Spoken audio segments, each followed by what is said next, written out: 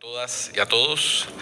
Antes que nada, agradecer al doctor Carlos Felipe Córdoba Larrarde, auditor general de la República de Colombia, por la generosa y gentil invitación, y a su dinámico y joven equipo de trabajo por las atenciones que han tenido para con nosotros, y por haber considerado invitar a la Fiscalía General de Cuentas de la República de Panamá a que compartiera, después de una jornada en que estamos aprendiendo mucho, compartiera parte de lo que esta institución tan joven en Panamá ha estado haciendo en los últimos años.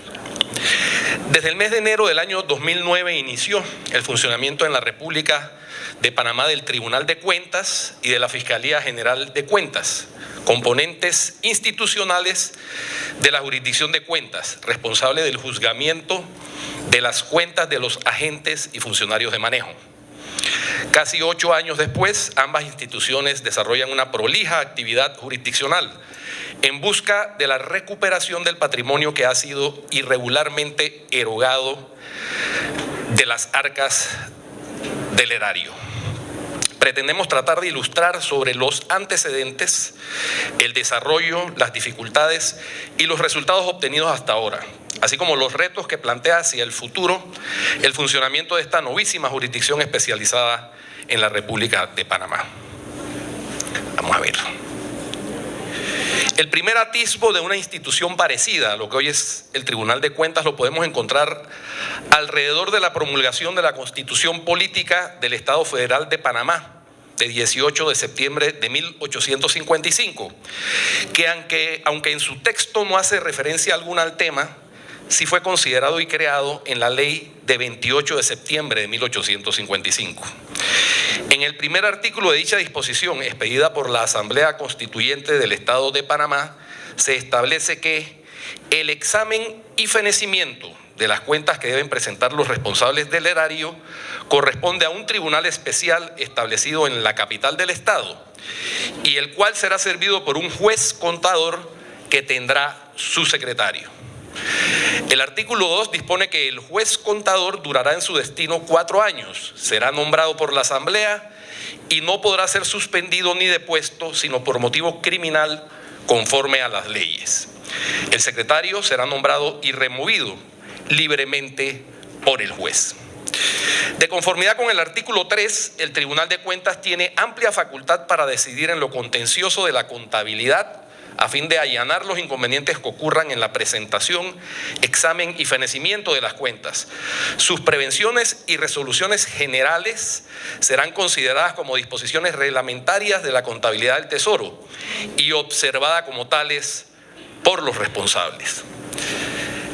Está escrito en el castellano antiguo, no son errores ortográficos. Muy bien. Dicha ley sufrió modificaciones en octubre de 1857 relacionadas con el recurso de apelación contra las providencias del Tribunal de Cuentas. En octubre de 1858 relacionadas con las facultades, obligaciones, prohibiciones y faltas absolutas o temporales del juez de cuenta, y adicionadas por la ley de 22 de octubre de 1859 relacionadas con el examen de cuentas. Entre 1855 y 1856, el prócer Mariano Arosemena ejerció el cargo de juez de cuentas. En 1863, la Constitución Política, una nueva, del Estado Soberano de Panamá, promulgada ese año, sí establecía la figura del juez contador y un juez suplente, quienes debían ser elegidos por la Asamblea Legislativa por mayoría absoluta de votos.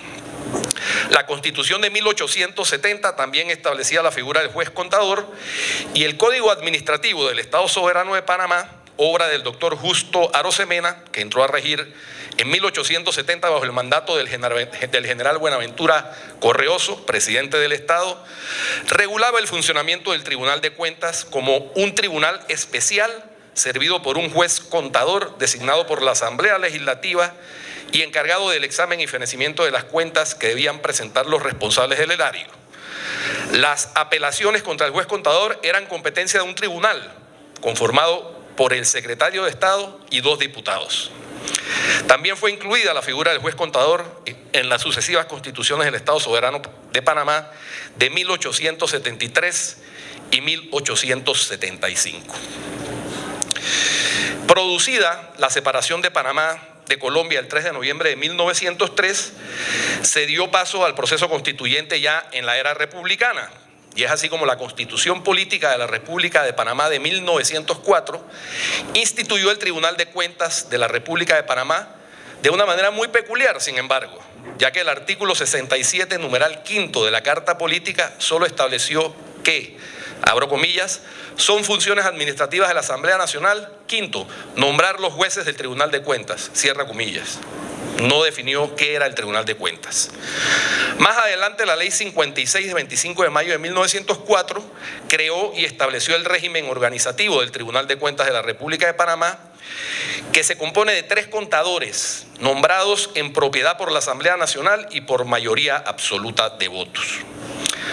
La institución del Tribunal de Cuentas, aunque con algunos altibajos de carácter legal, se mantuvo vigente como entidad de creación constitucional hasta la promulgación de la Constitución de 1941.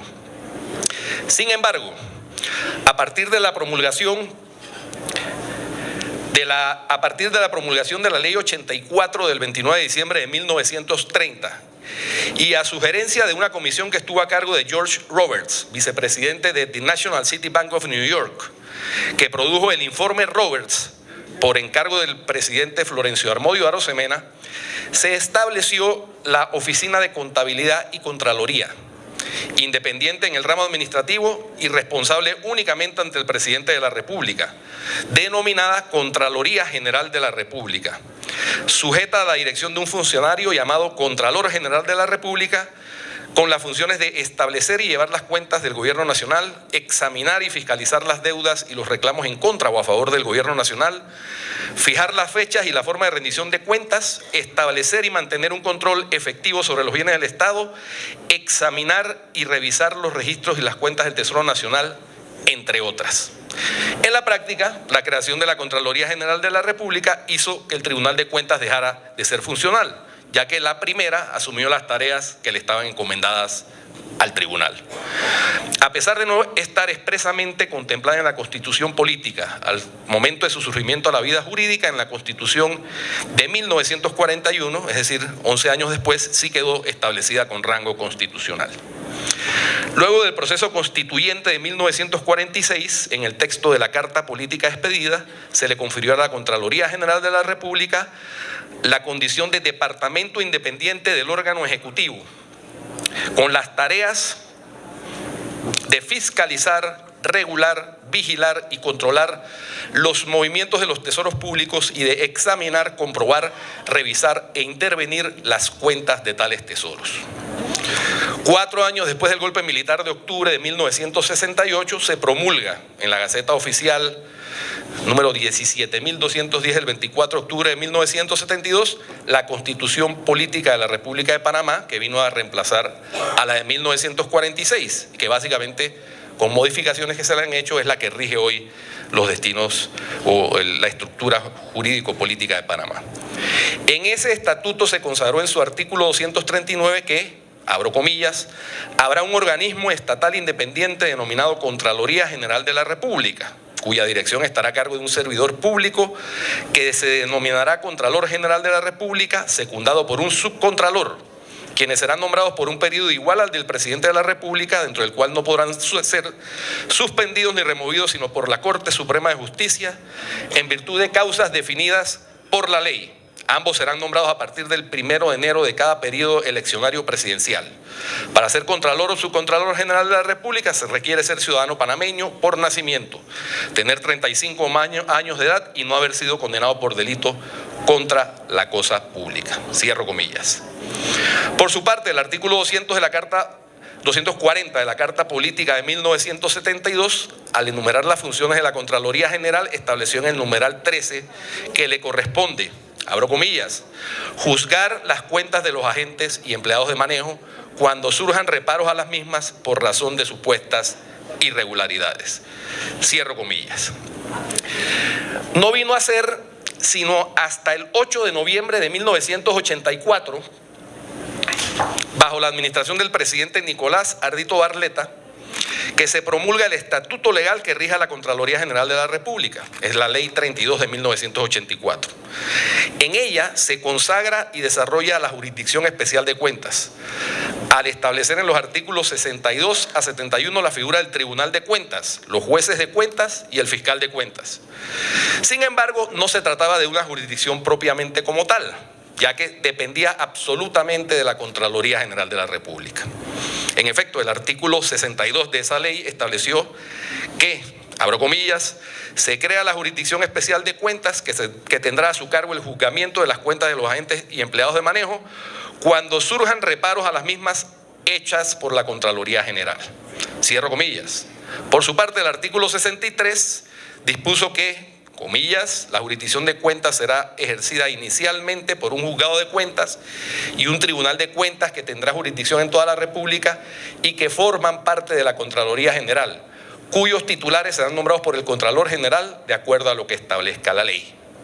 El juez de cuentas estaba llamado a conocer en primera instancia de los procesos de cuentas y el tribunal de cuentas quedaba encargado de conocer en segunda instancia, es decir, en caso de apelación, los negocios que había dirimido el primero. El juez de cuentas sería nombrado por un periodo de 6 años que se iniciarían en la fecha de la primera designación y dentro de su periodo no podía ser destituido o suspendido sino por abandono del cargo, delito cometido en el ejercicio de sus funciones, negligencia o por incapacidad física o mental para ejercer el cargo. Debía cumplir como requisito los mismos que se exigen para ser nombrado juez de circuito y además tener conocimientos básicos sobre contabilidad y auditoría. Tendría 2 suplentes que lo reemplazarían durante sus ausencias temporales o accidentales. Si por alguna causa no pudiera actuar ninguno de los suplentes, el Contralor designaría un suplente especial. El Tribunal de Cuentas estaría conformado por los siguientes funcionarios. A, por un magistrado de cuentas, quien lo presidiría. ¿Y quién tendría 2 suplentes que lo reemplazarán por su orden en sus faltas accidentales o temporales o en caso de impedimento o recusación. B, por el director de contabilidad de la Contraloría General y C, por uno de los abogados de la Dirección de Asesoría Legal de la Contraloría General por riguroso orden de rotación que se iniciará con el director y se irá en orden descendente por categoría. Verdadero galimatías. El periodo del magistrado de cuentas sería de 6 años contados a partir de la fecha del primer nombramiento y solamente podría ser suspendido o destituido por el Contralor General cuando mediara alguna de las causales contempladas en la ley, que son las mismas mencionadas para el juez de cuentas. Para ejercer el cargo de magistrado de cuentas se requerían los mismos requisitos que para ser magistrado de distrito judicial y además contar con conocimientos básicos de contabilidad y auditoría. La Ley 32 contenía una disposición curiosa que podemos calificar de previsoria del futuro. Y es que cuando el volumen de negocios y los intereses públicos lo justificaran, el Contralor General quedaba facultado para designar 2 magistrados de cuentas adicionales que reemplazarían de manera definitiva al director de contabilidad de la Contraloría y al abogado de la Dirección de Asesoría Legal, quedando entonces conformado el Tribunal de Cuentas por 3 magistrados en igualdad de condiciones y quienes elegirían a quien deba fungir como presidente de la corporación. También el artículo 70 de esa disposición, la Ley 32, estableció la figura del fiscal de cuentas. Consagró que, abro comillas, en el juicio de cuentas los intereses públicos estarán representados en todas las instancias por un fiscal de cuentas designado por el Contralor General de la República por igual periodo que el del juez de cuentas. El fiscal tendrá 2 suplentes que por su orden lo reemplazarán en los casos de ausencia temporal o accidental. El fiscal de cuentas deberá cumplir con los mismos requisitos y tendrá iguales derechos que el juez de cuentas. Además de la atribución que este artículo le señala, el fiscal de cuentas ejercerá aquellas otras que le asigne el Contralor General y que no sean incompatibles con su función principal. Es decir, era un funcionario subalterno del Contralor General.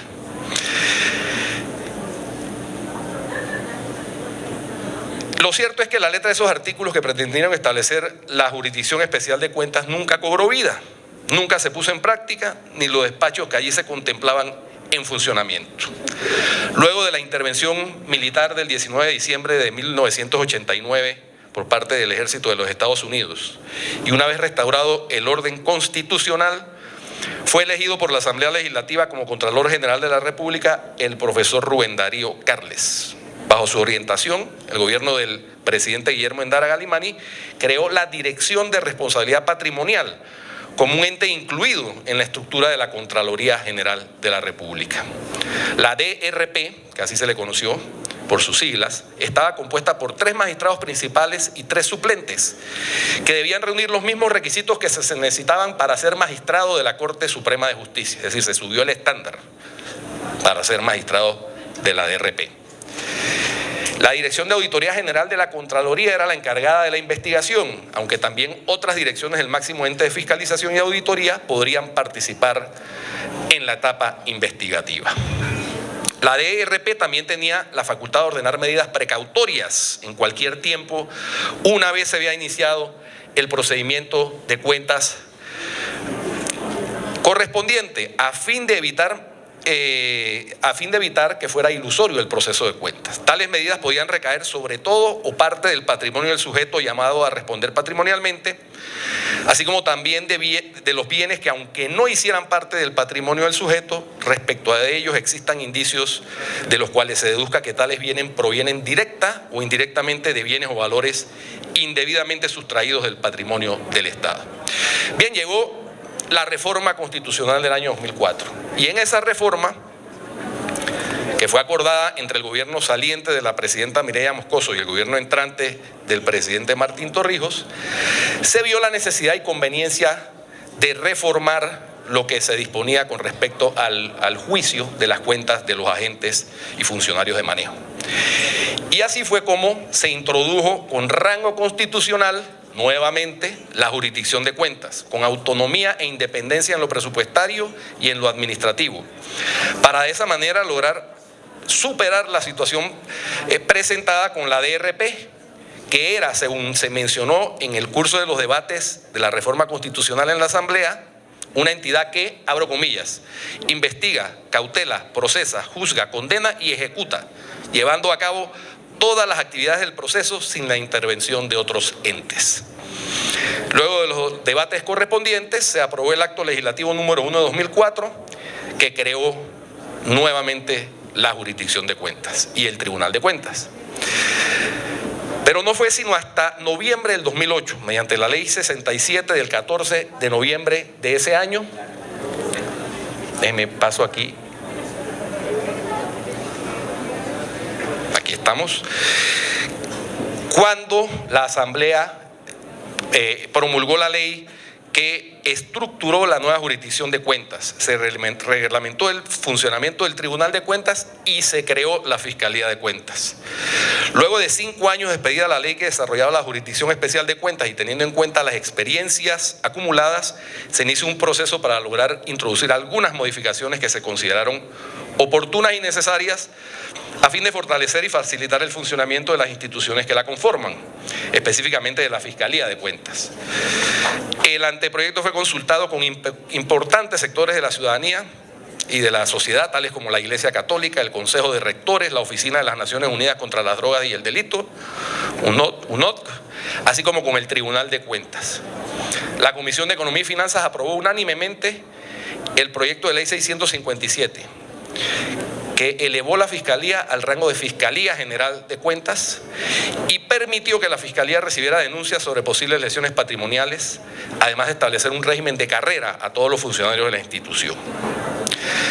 Los principios básicos, vamos a entrar ahora en la parte conceptual, que rigen la jurisdicción de cuentas en la actualidad en Panamá son: primero, la preservación de los fondos y bienes públicos; segundo, la lucha contra la corrupción; tercero, la independencia judicial; cuarto, la imparcialidad; quinto, la justicia expedita; sexto, la garantía del debido proceso; y séptimo, la igualdad ante la ley. La jurisdicción de cuentas, como la tenemos hoy en Panamá, está compuesta por el Tribunal de Cuentas, de única instancia, independiente en lo funcional, en lo administrativo y en lo presupuestario, con jurisdicción y competencia en todo el territorio nacional y con sede en la ciudad de Panamá, integrado por 3 magistrados que deben reunir los siguientes requisitos. Primero, ser panameño. Segundo, haber cumplido 35 años de edad. Tercero, hallarse en pleno goce de los derechos civiles y políticos. Cuarto, ser graduado en Derecho y haber inscrito el título universitario en la oficina que la ley señale. Y quinto, haber completado un periodo de 10 años, es decir, haber demostrado experiencia, trayectoria, durante el cual haya ejercido indistintamente la profesión de abogado, cualquier cargo del órgano judicial, del Ministerio Público, del Tribunal Electoral, de la Defensoría del Pueblo u otro cargo público cuyo ejercicio requiera título universitario en Derecho, o haber sido profesor de Derecho o investigador jurídico en un establecimiento de enseñanza universitaria. También hace parte fundamental e inseparable de la jurisdicción de cuentas la Fiscalía General de Cuentas, pero ahora como agencia de instrucción independiente en lo funcional, administrativo y presupuestario, coadyuvante del Tribunal de Cuentas, será sus funciones en todo el territorio de la República y tendrá su sede en la ciudad de Panamá. Dicha oficina está a cargo de un fiscal general de cuentas que tendrá un suplente y será asistido por un secretario general y los servidores públicos que se requieran para el desarrollo de sus funciones. Para ejercer el cargo de fiscal de cuentas se requieren los mismos requisitos que para ser magistrado del Tribunal de Cuentas, y el suplente debe igualmente cumplir con los mismos requisitos. Voy a saltarme una parte porque estas son las funciones básicamente que tiene el fiscal de cuentas, pero yo sí quiero entrar ahora a ver cómo estamos, qué se ha logrado, cuáles son las situaciones y los datos estadísticos hoy. Desde el nacimiento de la nueva Jurisdicción Especial de Cuentas en enero del año 2009, el 17 de enero del año 2009 se instaló formalmente la Jurisdicción de Cuentas, cosa comenzó a funcionar. Se ha producido una prolija actividad que a partir de enero de 2015 ha incluido cuantiosos casos y ha llevado a manejar voluminosos expedientes como no se había visto nunca antes en la historia de la Jurisdicción de Cuentas. Básteme decir que en los primeros 19 años de funcionamiento de la DRP, la Dirección de Responsabilidad Patrimonial, desde enero del 90 hasta el 14 de enero del 2009 se manejaron un total de 2.231 procesos patrimoniales con sentencias condenatorias proferidas por un total de 67.9 millones de balboas o de dólares en 19 años. En menos de 8 años que lleva la Jurisdicción de Cuentas actual, al cierre del 30 de junio del 2016, en el Tribunal de Cuentas se manejan un total de 239 expedientes de procesos patrimoniales con un monto estimado de lesión patrimonial por el orden de 256.1 millones de balboas. De esos ya hay 86 expedientes con sentencias condenatorias proferidas por un total de 11.2 millones. Existen 45 expedientes con medidas cautelares que suman un total de 176.8 millones y hay 7 expedientes en análisis con una lesión patrimonial estimada en 51.2 millones. Esta mañana cuando hacían referencia a cómo se robaron el programa de alimentación para las escuelas pobres, la cifra parecía escandalosa, 4.5 millones de dólares, es lo que equivalen los 12.700 billones de pesos. Eso, en Panamá en 23 meses se robaron 60 millones de dólares en la comida de las escuelas de las áreas más necesitadas de sectores pobres. Eso es parte de los expedientes que estamos manejando. Y bueno, a pesar del notable y prolijo desarrollo que hemos tenido en estos casi 8 años, hemos visto la necesidad, a partir del año pasado, de volver a producir una reforma legal. Para ese propósito se conformó una comisión interinstitucional que hemos preparado un borrador de anteproyecto que ya fue presentado al Ejecutivo y que está en el proceso de consultas con diferentes actores sociales del país para que cuando llegar en enero del año entrante a la Asamblea ya haya sido suficientemente consensuado y goce de la licencia social para ser aprobado. Básicamente en ese proyecto se reforma un poquito las funciones de la Fiscalía, se le fortalece, se establece un juzgado ejecutor dentro del Tribunal de Cuentas. Actualmente cuando termina el proceso de cuentas, y eso lo verán en la exposición de la licenciada Taylor, quien ejecuta la sentencia es otro ente, el Ministerio de Economía y Finanzas a través del juzgado ejecutor de la Dirección General de Ingresos, y eso ahí es un cuello de botella. También pretendemos alargar la prescripción de la acción de cuentas, que actualmente es de 10 años, hemos propuesto que sean 15. También se establece que aquellos exfuncionarios o agentes de manejo que hayan sido condenados en la jurisdicción de cuentas por responsabilidad patrimonial queden inhabilitados de por vida para ejercer cargos públicos, porque no puede ser que las personas son condenadas, pagan, resarcen entre comillas el daño y quedan otra vez al servicio de la administración pública. Entonces evidentemente van a volver a cometer las irregularidades. Así que, y lo otro es que efectivamente se cumpla lo de que es un tribunal de única instancia. ¿Qué pasa? Actualmente las sentencias del Tribunal de Cuentas pueden ser atacadas ante la Corte Suprema de Justicia por nulidad, acción de nulidad, por haberse violado la ley. Pero es ante la Sala de lo Contencioso Administrativo. Eso no tiene ningún sentido tratándose de una jurisdicción especializada judicial. Entonces lo que estamos proponiendo es que solamente puedan ser atacadas por la vía de la acción de inconstitucionalidad ante el Pleno de la Corte Suprema de Justicia. Muchas gracias a todos, gracias por su atención.